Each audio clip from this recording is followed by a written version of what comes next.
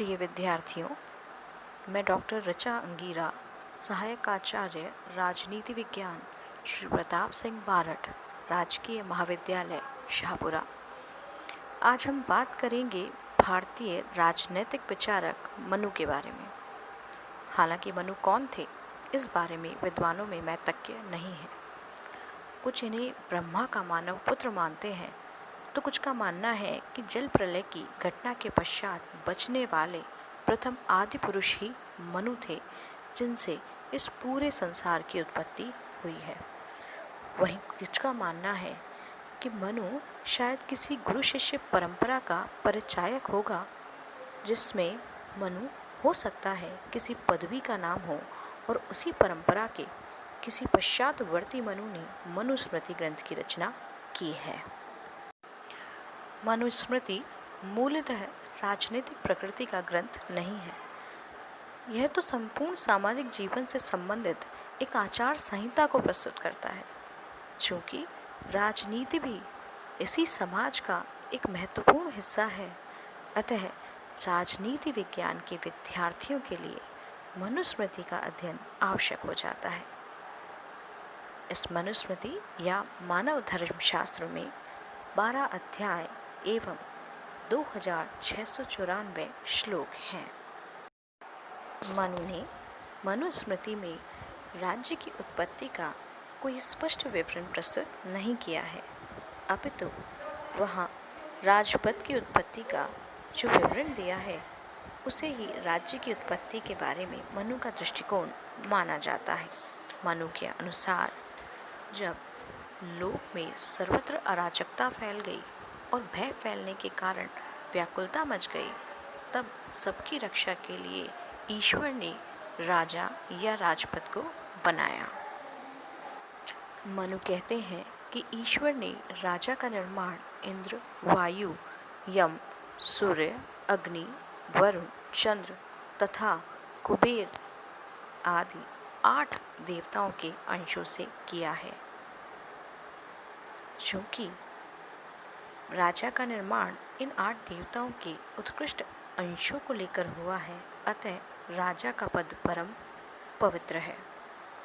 मनु कहते हैं कि ईश्वर द्वारा उत्पन्न ऐसा राजा भले ही बालक ही क्यों ना हो, लेकिन उसकी भी अवज्ञा या अपमान नहीं करना चाहिए, क्योंकि राजपद के साथ जो दिव्यता है वह राजपद की है, ना कि राजा की। इस प्रकार मनु ने राज्य की उत्पत्ति के संदर्भ में दैवीय उत्पत्ति के सिद्धांत का प्रतिपादन किया है। राजा में ईश्वरीय अंशों को स्वीकार करते हुए भी मनु ने यह स्पष्ट किया है कि राज्य धर्म पर आधारित मापदंडों को स्थापित करने वाली मात्र एक उद्देश्यपूर्ण संस्था है। राज्य का अस्तित्व भी धर्म के प्रवर्तन के लिए है। धर्म एवं दंड आपस में परस्पर संबद्ध है। मनु कहते हैं, दंड एक ऐसी भौतिक शक्ति है जो बाध्यकारी शक्ति के आधार पर धर्म को लागू कर सके, और राज्य ही एकमात्र ऐसी संस्था है जिसे इस बाध्यकारी शक्ति के प्रयोग का अधिकार प्राप्त है। इससे स्पष्ट है कि मनु का राजा निरंकुश नहीं हो सकता, क्योंकि मनु ने राजा को धर्म एवं दंड के अधीन किया है। मनु मानते हैं, जब तक राजा धर्म एवं दंड के प्रवर्तन के लिए सत्ता में है, तब तक वह राज्य श्रेष्ठ है। मनु ने राज्य को 7 अंगों वाला शरीर या सावयव माना है, अर्थात राज्य 7 निर्माणक तत्वों से बनी एक संस्था है। इसके 7 तत्व हैं: स्वामी, अमात्य, पुर, राष्ट्र, कोश, दंड एवं मित्र। स्वामी अर्थात राजा, जिसका निर्माण 8 देवताओं के अंशों से हुआ है। राजा सद्गुणी होना चाहिए ताकि वह प्रजा पालन के दायित्व को पूरा कर सके। दूसरा, मनु ने अमात्य को माना है। मनु का मानना है कि मंत्रियों के परामर्श और सहयोग के बिना राजा को राज्य के कुशल संचालन में सफलता प्राप्त नहीं हो सकती। अतः राजा को कुल, चरित्र, गुण एवं प्रशासनिक योग्यता में श्रेष्ठ एवं विश्वसनीय व्यक्तियों को मंत्री पद पर नियुक्त करना चाहिए। पुर से मनु का तात्पर्य है राज्य की राजधानी। राजधानी में राजा एवं मंत्रियों के निवास स्थान होंगे।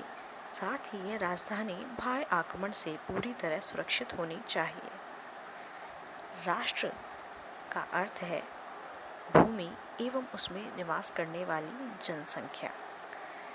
मनु यह भी मानते हैं कि धन के अभाव में प्रजा कल्याण एवं राज्य की रक्षा के कार्य नहीं किए जा सकते। अतः मनु ने राजा को परामर्श देता है कि वह सदैव ही अपने कोष में वृद्धि के लिए प्रयत्नशील रहे।